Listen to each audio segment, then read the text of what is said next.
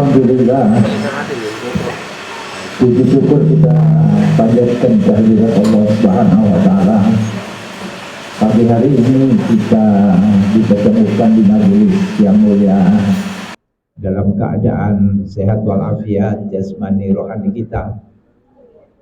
Iman masih tetap melekat di dalam lubuk jiwa kita. Allah senantiasa membimbing kita dengan hidayah, diberikan taufik, inayah, sehingga kita mampu untuk senantiasa beramal soleh. Mudah-mudahan kita diberikan kekuatan istiqomah di dalam beramal soleh, sehingga dapat mengakhiri hidup ini dalam keadaan yang husnul khotimah. Saya ingin tanya dulu, semuanya sehat? Nek antum ini kurang nyambung ya. Ya. Alhamdulillah. Nah, ini mungkin triplenya sudah keluar. Nah, tadi itu kan untuk nyanyi ya. Nah, kalau ini untuk vokal saja. Nah, mudah-mudahan sampai di telinga dengan baik. Alhamdulillah. Temanya apa pagi hari ini?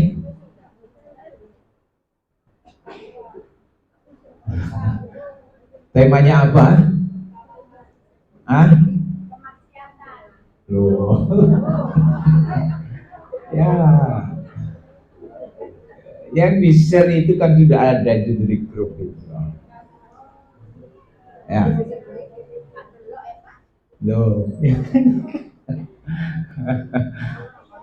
Yang di-share di situ. Ya.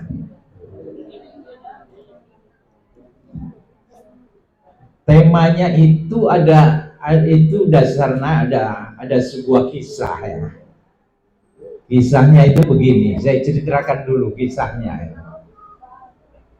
Ada sahabat Rasulullah Sallallahu Alaihi Wasallam yang bernama Abu Hurairah. Kenal dengan Abu Hurairah? Ada yang kenal Abu Hurairah? Jadi sahabat Rasulullah Sallallahu Alaihi Wasallam itu ada yang bernama Abu Hurairah. Dan Abu Hurairah itu paling banyak meriwayatkan hadis. Ya.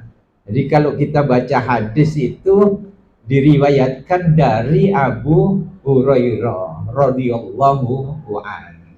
Itu banyak hadis yang diawali dengan begitu. Memang Abu Hurairah tidak lama bersama Rasulullah Sallallahu Alaihi Wasallam. Abu Hurairah ini aslinya dari Yaman dan pernah bertemu dengan Rasulullah Sallallahu Alaihi Wasallam di Mekah, lalu bersahadat di hadapan Rasulullah Sallallahu Alaihi Wasallam. Sementara kaumnya yang lain di dalam kabilah itu belum tertarik untuk memeluk Islam. Sehingga Abu Hurairah kembali lagi ke Yaman. Yaman itu di mana? Ya no Yaman kono lah, timbangan dia pikir dia. Jadi kemudian di tahun ke-7 sementara itu, tahun ke-7 Hijriah ya, atau tahun ke-6 Hijriah. Itu Abu Hurairah berangkat ke Madinah. Nah, baru saat itulah bersama Rasulullah Sallallahu Alaihi Wasallam, kurang lebih 4 tahun sampai Rasulullah wafat. Tetapi dalam tempo 4 tahun itulah Abu Hurairah tidak pernah lepas dari kehidupan Rasulullah Sallallahu Alaihi Wasallam. Sehingga banyak hal dari perilaku Rasulullah Sallallahu Alaihi Wasallam itu yang diteladani oleh Abu Hurairah. Jadi tahu banyak tentang Rasulullah Sallallahu Alaihi Wasallam, sehingga banyak hadis itu yang diriwayatkan. Kan hadis itu bisa qauliyah. Qauliyah itu apa? Dari ucapan Rasulullah Sallallahu Alaihi Wasallam. Sehingga di dalam hadis qala Rasulullah Sallallahu Alaihi Wasallam itu qauliyah. Jadi hadis itu ada yang ucapan. Ada juga fi'liyah dan takririyah. ada juga perilaku di samping ucapan. Hadis itu juga ada perilaku Rasulullah Sallallahu Alaihi Wasallam yang kemudian menjadi sumber hukum diteladani oleh umatnya. Yang ketiga, ada pula hadis itu pembenaran dari Rasulullah. Satu contoh misalnya, ketika Rasulullah bercerita kepada Bilal bin Rabah. Kenal Bilal? Kenal ya? Itu Bilal Kang Roro itu. Ya. Bilal bin Rabah adalah muadzin Rasulullah Sallallahu Alaihi Wasallam. Dulu seorang budak yang dimerdekakan oleh siapa? Abu Bakar As-Siddiq radhiyallahu anhu. Ketika itu Rasulullah bercerita kepada Bilal, wahai Bilal, saya mendengar terompamu itu di surga. Kalau terompa kita, sandal kita itu di mana?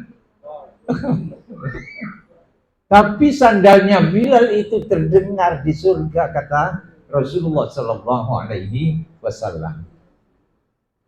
Aku sudah mendengar, wahai Bilal, terompamu itu berjalan di surga. Amalan apa yang bisa mengantarkan dirimu itu sampai di surga? Itu pertanyaan Rasulullah Sallallahu Alaihi Wasallam. Lalu Bilal mengatakan, barangkali ini wahai Rasulullah, saya itu setiap selesai wudhu saya sholat dua rakaat. Padahal Rasulullah tidak mengerjakan itu. Tapi Bilal mengerjakan setelah wudhu, sholat 2 rakaat. Yang disebut biasanya dengan sholat syukrul wudhu. Ini barangkali yang kemudian mengantarkan aku sampai di surga. Lalu Rasulullah mengiyakan itu amalan. Nah, jadi ini bukan perbuatan Rasulullah, tetapi perbuatan sahabat yang dibenarkan oleh Rasulullah Sallallahu Alaihi Wasallam. Ini menjadi hadis, nah, menjadi sumber hadis. Jadi hadis itu bisa qauliyah, ucapan Rasulullah, qala Rasulullah, ada fi'liyah dan takririyah. Ada perbuatan Rasulullah dan ada pula pembenaran dari Rasulullah Sallallahu Alaihi Wasallam. Kembali kepada siapa tadi? Abu Hurairah. Jadi Abu Hurairah selama 4 tahun ini benar-benar belajar pada Rasulullah Sallallahu Alaihi Wasallam karena merasa ketinggalan, ya, sampai Abu Hurairah ketika belajar kepada Rasulullah Sallallahu Alaihi Wasallam tidak sempat memikirkan bagaimana makannya itu, sehingga Abu Hurairah itu sering kelaparan. Sering kelaparan karena tidak ada yang dimakan. Pekerjaan sampai terbengkalai hanya semata-mata menggali ilmu dari Rasulullah Sallallahu Alaihi Wasallam. Sehingga Abu Hurairah inilah yang banyak menghafalkan hadis ucapan Rasulullah Sallallahu Alaihi Wasallam. Dan kemudian sahabat Abu Hurairah ini di akhir hayatnya, sebelum itu dia menderita sakit. Di saat sakit inilah lalu kemudian dijenguk oleh sahabat-sahabat yang lain. Ini yang mendasari tema kita pada pagi hari. Lalu ditanya oleh sahabat-sahabat Rasulullah Sallallahu Alaihi Wasallam yang lain, wahai Abu Hurairah, mengapa engkau menangis? Jadi di saat sakit itu Abu Hurairah menangis. Mengapa engkau menangis? Apa engkau memikirkan sakitmu itu? Dijawab oleh Abu Hurairah radhiyallahu anhu, saya tidak memikirkan sedih karena meninggalkan dunia yang sekarang kau nikmati ini, bukan itu. Karena ada orang itu akan mati itu sedih. Wah, wis kayak bisa mangan rujak mana? Oh gitu ya. Nggak bisa berjalan-jalan lagi dengan teman-teman. Itu banyak kesedihan orang yang akan wafat itu. Bagaimana supaya tidak sedih? Nah, ini ada pelajaran di dalam Al-Quran. Supaya tidak sedih itu bagaimana? Kata Abu Hurairah radhiyallahu anhu, saya tidak sedih meninggalkan dunia yang sekarang kau nikmati. Tetapi yang aku sedihkan itu adalah bekalku ini masih sedikit, sementara kematian itu semakin dekat. Ini yang kemudian menjadi tema kajian kita pada pagi hari ini. Ya, insya Allah ini penting sebetulnya, kajiannya sangat penting. Ya, kalau tidak diresapi nantinya yang tidak mendapatkan dari hikmah ini. Saudaraku yang dirahmati Allah Subhanahu wa Ta'ala, kebanyakan manusia itu ketika hidup itu apa yang dikejar? Manusia ketika hidup apa yang diinginkan? Angan-angannya itu panjang sekali, ya. Kepingin ini, kepingin itu, kepingin banyak itu, banyak. Bener apa enggak ini? Kepingin apa ya kira-kira? Durung iki, durung iku, banyak. Itu ya. Ini kecenderungan manusia hidup. Ini banyak angan keinginannya itu banyak. Sehingga kalau kita baca, yang bawa Quran siapa yang bawa Quran? Mic-nya ditaruh di sana. Di dalam surat Al-Baqarah, surat 2 ayat 96. Nah, itu boleh dibacalah, ya, biar kita tahu. Allah Subhanahu wa Ta'ala menceritakan di situ kepada Rasulullah Sallallahu Alaihi Wasallam. Nah, ini nanti dibaca terjemahnya. Ada bawa mic-nya ya.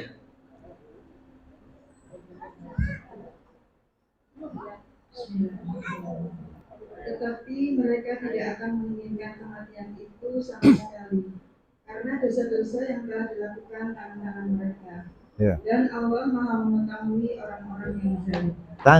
Ayat 96 ya, surat 2.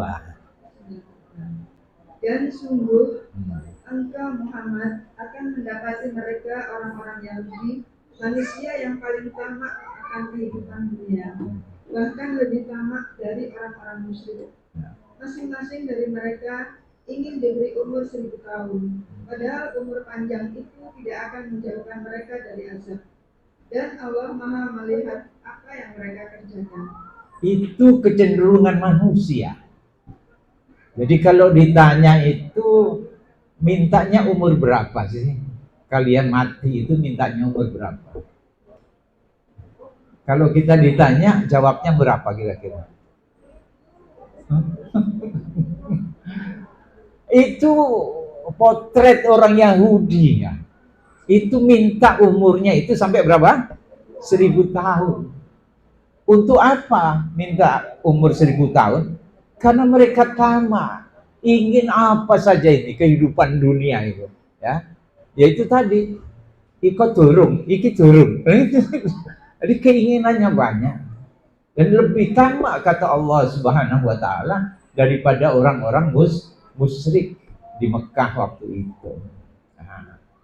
Nah, kalau kita ingin umurnya panjang-panjang, khawatir ya kayak mana? Nah, karenanya doanya itu Allahumma tawil umurona. Ya Allah, karuniakan aku itu umur yang panjang. Itu kalau ditanya malaikat jaluk piro gitu. Jawabnya berapa itu? Ya kelakepen kita. Engko dikeki dawa 200 misalnya. Sing 100 iku loro terus ya. Kita ngerti, Pak. Pasrahkan kepada Allah Subhanahu wa Ta'ala. Likulli umatin ajar, karena setiap orang itu sudah diberikan batas waktu. Kapan kita mati? Tidak tahu. Kecenderungan manusia memang yang dipikir itu kurang ini, kurang itu, belum ini, belum itu, ya itu banyak. Nah, tidak dipungkiri. Lalu kesedihan manusia juga begitu, kecenderungannya kesedihan itu kalau yang berkaitan dengan dunia. Kita kehilangan sesuatu yang kita cintai. Sedih apa enggak ya? Ada yang pengalaman? Apa yang dicintai? Yang paling dicintai itu apa? Orang tua terus? Ada pasangan kita, ada anak kita. Bahkan harta benda kalau kita kehilangan kadang-kadang sedih. Itu masalah dunia yang sering kita sedihkan. Tetapi kita tidak pernah sedih masalah kehidupan akhirat itu. Ya. Karena kita ini pada gilirannya nanti akan kembali kepada Allah Subhanahu wa Ta'ala. Dulu sudah kita sampaikan itu ketika kita membuat klip tentang Ramadan waktu itu. Ada budaya di negeri kita itu yang disebut dengan mudik ketika Lebaran, ketika Idul Fitri. Hidup ini juga seperti orang mudik seperti itu. Orang mudik itu pasti perlu bekal.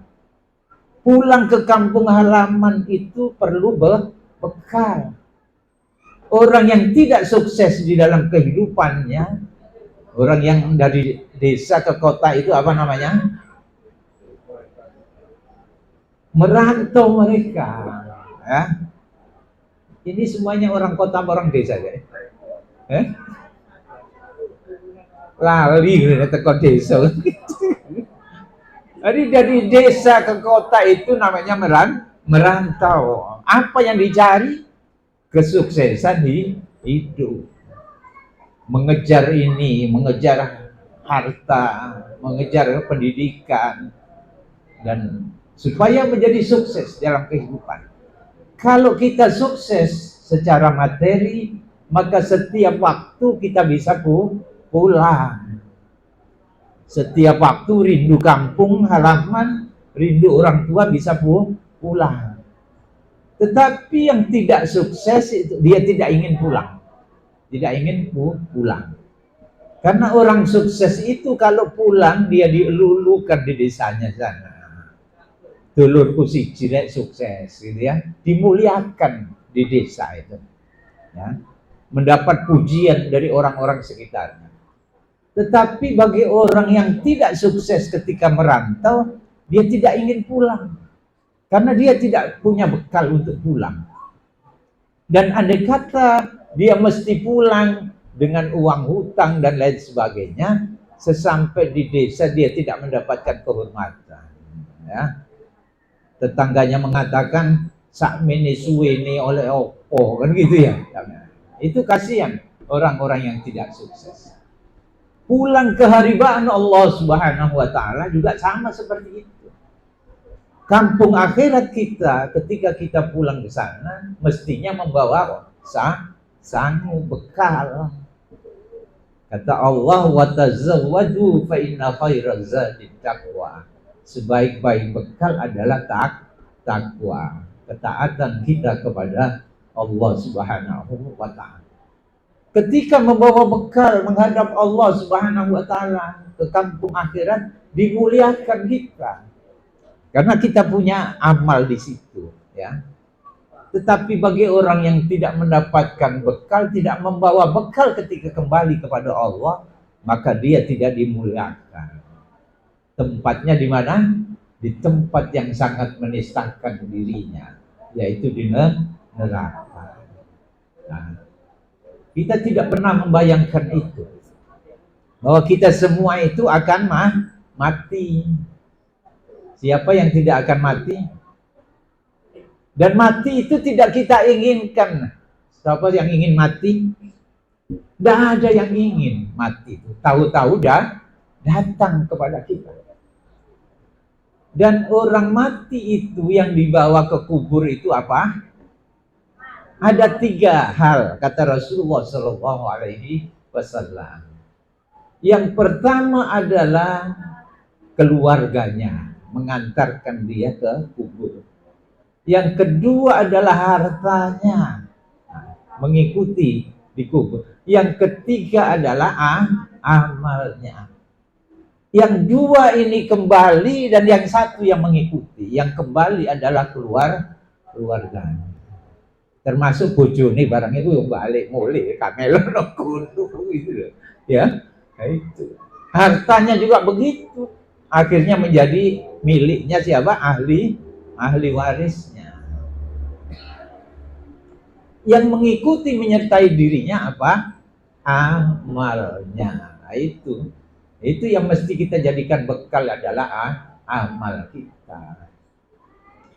Makanya kita mesti berpikir itu, yang kita sedihkan di dalam diri kita itu tadi, sebagaimana tema bekalku masih sedikit, ya, sementara kematian itu semakin dekat. Kecenderungan manusia itu yang diberikan batas waktu oleh Allah Subhanahu wa Ta'ala, tahu-tahu ajal itu akan datang. Waktunya sudah habis, sementara bekalku masih sedikit. Tapi kak bingung belas itu kita ya kak sedih belas itu. Lebih sedih itu naik kehilangan harta, kehilangan handphone itu sedih sampai 2 bulan gitu. Nah, itu. Tetapi ketika bekal kita ini masih sedikit itu kak sedih belas gitu. Ya rono seperengesan, rono perengesan gitu. Nah, ini coba kita jadikan zikir kita ya, pengingat bagi kita. Dan ini kita jadikan semuanya mengingatkan diri kita masing-masing. Fadzakir fa inna dzikra tanfa'ul mu'minin. Beri peringatan.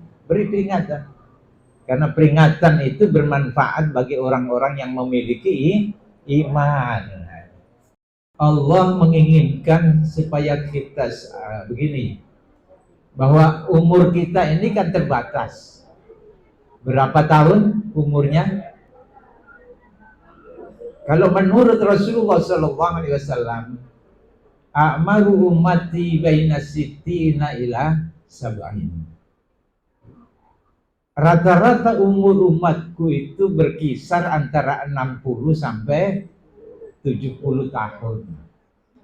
Ada memang yang diberi lebih, tapi itu tidak banyak. Tapi kalau kita ditanya itu minta yang berapa, minta yang lebih itu yang tidak banyak gitu ya. Ya, itu cenderungnya begitu.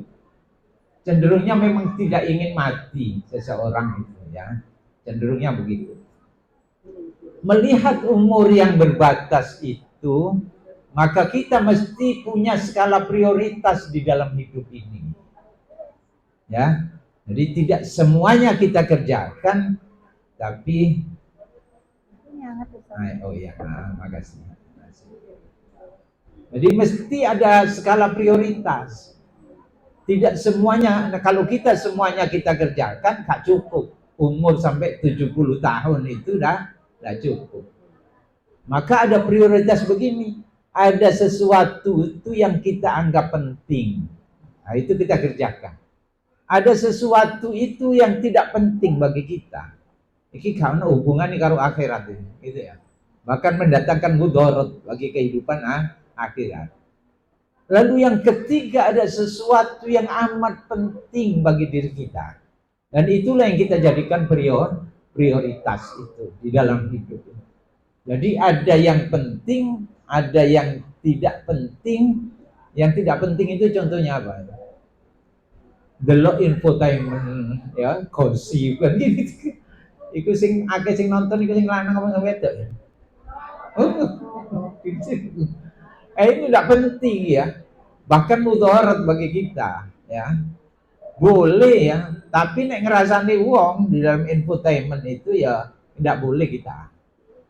Karena mendengarkan ghibah itu saja tidak boleh ya. Apalagi yang ghibah.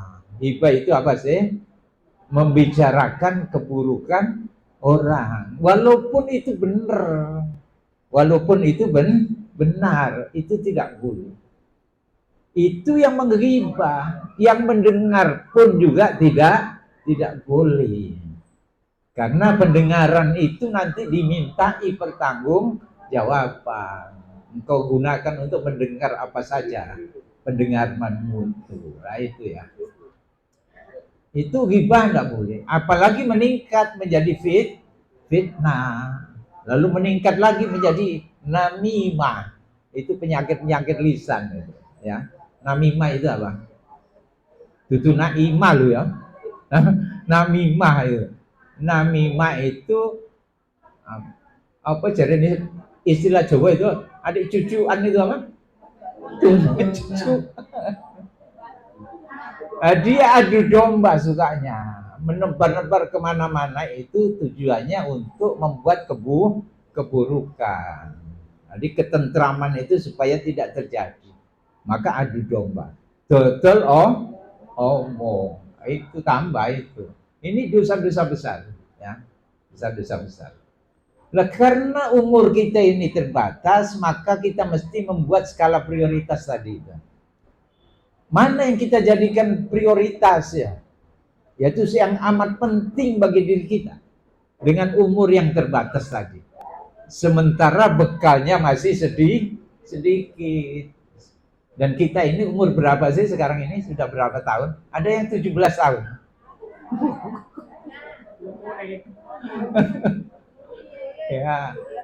ya 17 tahun lebih gitu ya, lebih. Saya kata apalagi sudah berumur ini, melihat bekal kita masih sedikit, ya mestinya sedih kita ini, sedih. Ngono ulang tahun ya bergembira ria, ya bergembira ria, pakai tepuk tangan. Ada yang biasa ulang tahun begitu. Lagunya apa lagunya? Loh ya. Itu sambil bertepuk tangan gembira ria, panjang umurnya gitu ya. Padahal itu jatah hidupnya itu kira-kira kalau jatah hidup berkurang itu senang apa sedih? Kan sedih. Mestinya kalau ulang tahun itu gembira apa sedih? Nah, ada yang ulang tahun terus sedih itu? Ya, ada. Seneng lah, lali, lupa. Kalau jatah hidupnya itu berkurang. Kembali kepada prioritas hidup. Kalau kita menjadikan sesuatu itu prioritas, maka akan kita kerjakan dengan seluruh potensi diri kita. Nah, benar apa enggak ini? Seluruh kita kerahkan untuk meraih apa yang kita jadikan prioritas itu. Satu contoh misalnya begini. Setiap yang hadir di sini itu mendapatkan uang saku 10 juta kira-kira. Senang apa enggak ini? Kira-kira sampai di sini jam berapa tadi? Itu hotelnya curung buka, bisa kok gini gitu. Untuk apa? Untuk mendapatkan uang saku 10 juta. Nah, itu yang kita jadikan prioritas. Makanya kita bersegera untuk supaya hadir mendapatkan apa yang kita cita-citakan tadi, yaitu yang kita jadikan prioritas itu. Menempatkan prioritas di dalam hidup mestinya sama dengan orang yang ingin mendapatkan uang 10 juta tadi, yaitu dengan bersegera. Apa menurut Allah Subhanahu wa taala? Kalau Allah berfirman di dalam Al-Qur'an, wa bataghi fima atakallahu darul akhirah wala tansa nasibaka minad dunya. Itu di dalam surat Al-Qasas, surat Al-Qasas ayat 77. Catat aja, dicatat nanti diulang di rumah. Nek koper. Nek koper ya kalau ya. Qasas 77. Allah memerintahkan raihlah kebahagiaan akhirat. Bukan raihlah kebahagiaan dunia, bukan begitu kalimatnya, tetapi raihlah kebahagiaan akhirat. Dengan apa? Dengan karunia Allah yang telah diberikan kepada kalian. Jadi meraih kebahagiaan akhirat itu dengan ilmu yang kita miliki. Untuk kita amalkan ilmu itu supaya bermanfaat di dalam kehidupan. Kita diberikan sehat oleh Allah, kita gunakan untuk meraih kebahagiaan akhirat.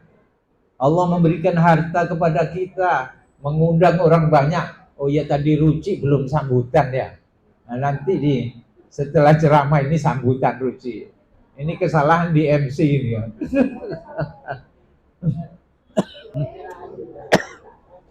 Jadi nanti dibalik acaranya ya. Jadi tausiah dulu, nanti sambutan. Ini Profesor Joko juga hadir, nanti ikut menyambut.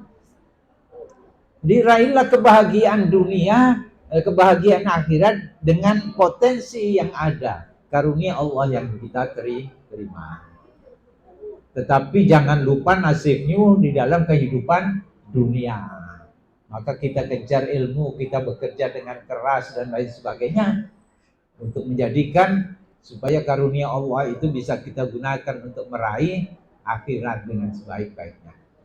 Lalu kemudian sebagaimana surat Al-Quran yang dibaca tadi, surat Ali Imran ayat 133. Insya Allah semuanya hafal. Ada yang hafal ya? Ali Imran 133. Tadi sudah dibaca itu. Wasari'u ila maghfiratin mir rabbikum wa jannatin arduhas samawati wal ardu uiddat lil muttaqin. Wasari'u ila maghfiratin mir rabbikum wa jannah. Itu perintah Allah. Jadi tidak santai-santai di situ. Tapi seperti tadi, karena kita jadikan prioritas segera. Segera. Kalau kita tidak segera, umur kita ini tinggal berapa sih? Tinggal berapa umur kita? Nah, kita tidak tahu. Tapi jaluk ya sing tuwa gitu. Nah, ini Allah perintahkan segera. Jadi tidak santai-santai. Segera untuk apa? Ada dua hal yang kita raih di dalam surat Ali Imran itu. Yang pertama adalah maghfiratim mir rabbikum. Apa maghfiratim mir rabbikum? Ampunan dari Tuhan. Wasari'u ila maghfiratim mir rabbikum. Insya Allah sebetulnya semuanya ini hafal ya, kecuali yang belum hafal. Akeh sing kecuali apa akeh yang hafal nih? Melo sing grup kecuali itu ya. Nah, itu. Jadi meraih ampunan Allah itu tidak santai, tidak asal-asalan nek kobrai wis golek ampunan Allah. Bagaimana sih caranya dulu kita tanyakan? Bagaimana sih caranya memperoleh ampunan Allah itu bagaimana? Saya ingin jawaban ini dari yang hadir. Bagaimana caranya kita memperoleh ampunan Allah? Jawabannya mesti macam-macam.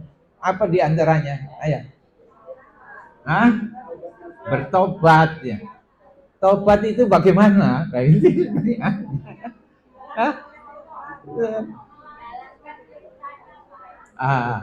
Macam-macam jawabannya. Nanti yang disanya itu istighfar, gitu. Memperbanyak istighfar. Tetapi memperoleh ampunan Allah itu tidak sekedar istighfar saja, tidak sekedar sholat menggelar sajadah lalu nangis di situ. Tidak hanya itu. Ya. Kata Allah di dalam Al-Quran, memperoleh ampunan Allah itu sangat luas. Ya. Wilayahnya itu sangat luas. Di segenap aktivitas hidup kita ini bisa mendatangkan ampunan Allah Subhanahu wa ta'ala.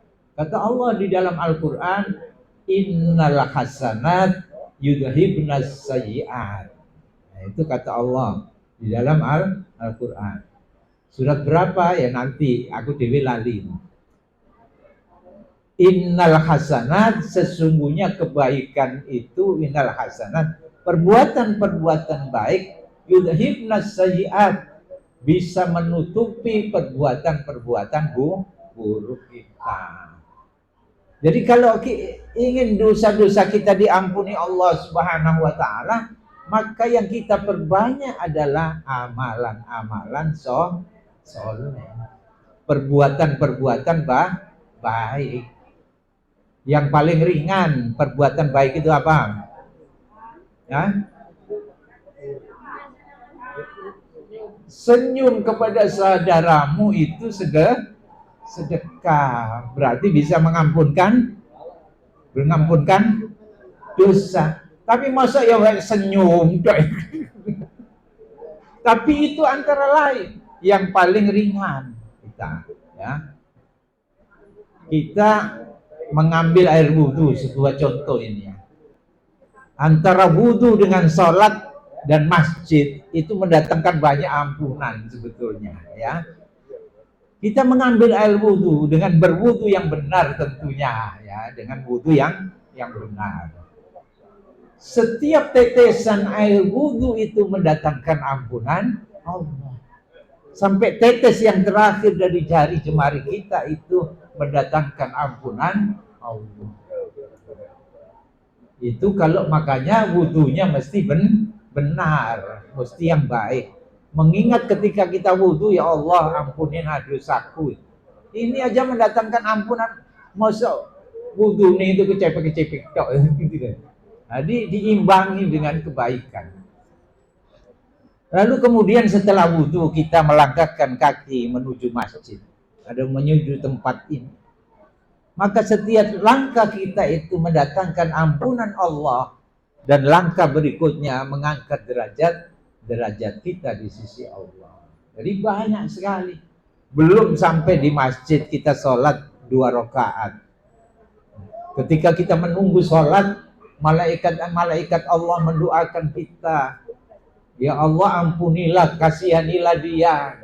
Malaikat yang mendoakan dosa-dosa kita supaya diampuni. Nah, ini banyak sekali, ya. Kita hadir ke sini antara lain juga mengampunkan dosa kita. Kita bersusah payah hadir ke sini itu akan diganti dengan ampunan Allah Subhanahu wa ta'ala. Kita bekerja misalnya, bekerja dari pagi hingga sore, pulang itu capek apa enggak? Sambat apa enggak? Kak sambat yo para pare loro kabeh aku gitu ya. Pulang bekerja capek, lelah, letih, ya. Itu diganti ampunan oleh Allah Subhanahu wa ta'ala. Maka enggak perlu kita mengeluh ketika capek. Kadang-kadang bapak-bapak itu ada capek ngono bojone sing curang muring gitu. Pernah begitu, Pak, Bu? Terus anak jadi sasaran. Orang gak ngerti ya bapak itu kesel. Seperti itu. Padahal kalau kita sabar, kita rasakan, kita nikmati capek kita itu, maka akan mendatangkan ampunan Allah Subhanahu wa ta'ala. Jadi untuk meraih supaya bekal kita ini cukup, ya, untuk kembali kepada Allah Subhanahu wa ta'ala, bersegera meraih ampunan Allah. Meraih ampunan Allah dan surganya. Surga itu untuk masuk ke surga melalui ampunan Allah. Makanya kita harus meraih ampunan Allah sebanyak-banyaknya dengan memperbanyak amal saleh. Allah berfirman di ayat yang lain, sabiku ila maghfiratim mir rabbikum wa jannah. Di dalam surat apa itu? Di dalam surat apa? Sabiku ila maghfiratim mir rabbikum wa jannah. Tadi dibaca, ya. Ini dalam istilahnya berlombalah kalian di dalam memperoleh ampunan Allah dan surganya. Allah mengisyaratkan untuk menuju ampunan Allah itu berlomba. Bagaimana berlomba itu? Pasti mengerahkan seluruh tenaga kita, ya, supaya mendapatkan menjadi juara. Menuju ampunan Allah ya seperti orang berlomba itu.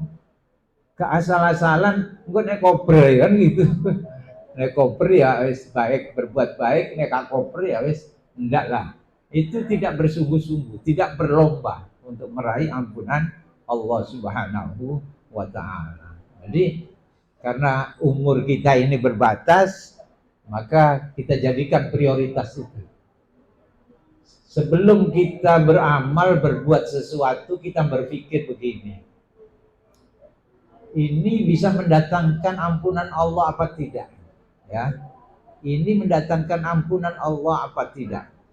Jadi kalau ini yang kita kerjakan ini kebaikan, insya Allah akan mendatangkan ampunan Allah. Antara lain juga Rasulullah Shallallahu Alaihi Wasallam bersabda di dalam satu hadis ya, yang kita semua insya Allah paham tentang hadis ini. Idza mata ibnu Adam atau idza matal insan in qata'a amaluhu illa min salas. Sedaqatin jariyah au ilmin yuntafa'u bi au waladin salihan yad'ula. Anak Adam kalau mati itu hanya 3 ini yang bisa terus mengalir pahalanya itu. Jadi kalau anak Adam mati itu kan sudah terputus, tidak bisa lagi beramal. Yang biasanya memberikan bingkisan kepada tetangga, bingkisan kepada teman, menghidupi anak yatim. Setelah mati tidak bisa, sudah putus amalnya. Kecuali 3 ini yang tetap mengalir. Jadi kalau kita merasa bekal kita menuju akhirat itu kurang, maka 3 hal ini mesti kita lakukan. Saya membuat judul ini di Jawa Post TV, yaitu ketika umur berakhir, pahala tetap mengalir. Lah itu bagaimana menciptakan itu? Ada 3 hal ini. Yang pertama, sedekah jariyah. Sedekah jariyah seperti apa? Gampangnya itu, gampang saja. Ya memberikan sebagian harta kita itu untuk sesuatu yang manfaat dalam kehidupan. Ya, misalnya kita membangun masjid, membangun sekolah misalnya. Lalu sekolahan itu bermanfaat bagi orang banyak. Masjid itu untuk sholat orang banyak. Ketika kita wafat, masjid itu masih tetap berdiri dan dimanfaatkan orang. Sekolahan juga masih dipakai, diteruskan, maka ini pahala akan mengalir walaupun kita sudah wafat. Kemudian yang kedua adalah ilmu yang manfaat. Para ulama-ulama besar itu umurnya tidak panjang, ya tidak seperti yang kita inginkan. Saya mau diberikan yang sedikit itu ya, masuk golongan yang lebih dari 70. Saya lihat potongannya itu rata-rata mintanya itu lebih dari 70 tahun. Nggak ada yang kalau kita lihat itu, aku sengisore 70 ika ono ketok itu. Mintanya lebih dari 70 tahun. Padahal ulama-ulama itu tidak lebih dari Rasulullah Sallallahu Alaihi Wasallam. Imam Syafi'i misalnya, itu lebih sedikit aja, 54 tahun. Imam Nawawi itu bahkan tidak sampai 50 tahun, 45 tahunan. Sementara karyanya luar biasa sampai sekarang itu dimanfaatkan oleh umat Islam seluruh dunia. Itu kitab-kitabnya sangat banyak. Antara lain yang kita kaji itu adalah kitab Riyadhus Shalihin, ada Arba'in Nawawi dan lain sebagainya. Itu dipakai. Inilah yang pahala itu tetap mengalir. Nah kita ini karya ya enggak, umur ya sampai terus apa bekal kita itu? Ini perlunya kita ketemu itu mengingatkan diri kita. Nah, kita ini mendekati kematian. Kata Allah Subhanahu wa taala, "Iqtaraba lin-nasi hisabuhum wa hum fi ghaflatin mu'ridun." Bahwasanya kalian itu setiap waktu mendekati yang namanya kematian, hari perhitungan amal kalian. Tapi kata Allah, kebanyakan manusia itu lupa, lalai. Nek wis kadung seneng-seneng ngono lah, lali. Makanya ojo sering seneng nanti. Memang tidak dilarang. Itu masalah yang boleh saja. Tetapi kalau kita mengerjakan sesuatu yang boleh, lupa dengan tugas-tugas amal soleh untuk menanamkan sesuatu yang manfaatan. Dengan ilmu seperti Profesor Joko, itu menghasilkan karya yang sekarang ini bermanfaat banyak. Ada di situ Mediti dulu. Sekarang apa, Prof? Nah, nanti bisa dipromosikan ya. Ini karya, manfaat untuk menjaga kesehatan bagi manusia supaya bisa fit dan produktif di dalam hidup itu. Supaya kalau pengajian itu ke arah senarasen kan gitu ya. Minum ini. Supaya kita tetap semangat beribadah.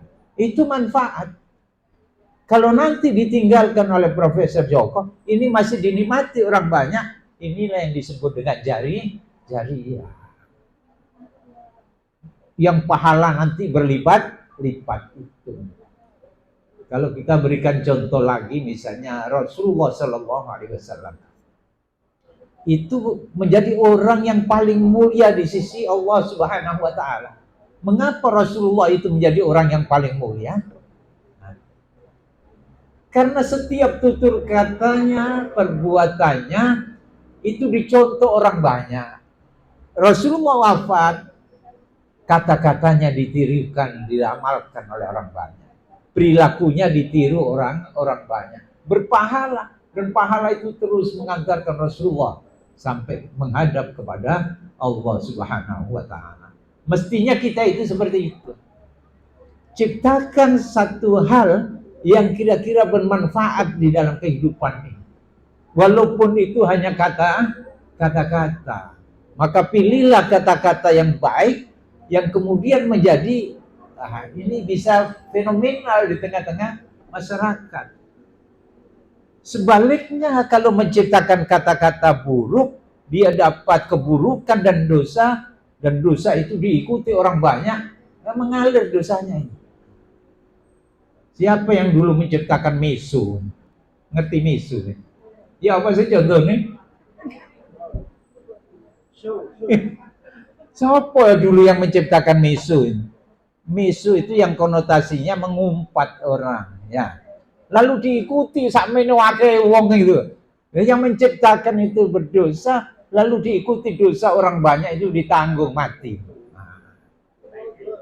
Nek Surabaya itu ono dhisik sing jenenge Adudara. Iya. Lalu diikuti orang, wah seneng Adudara.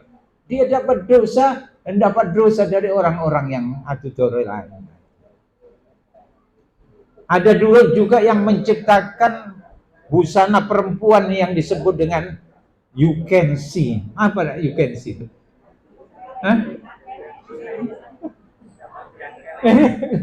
Ada you can see.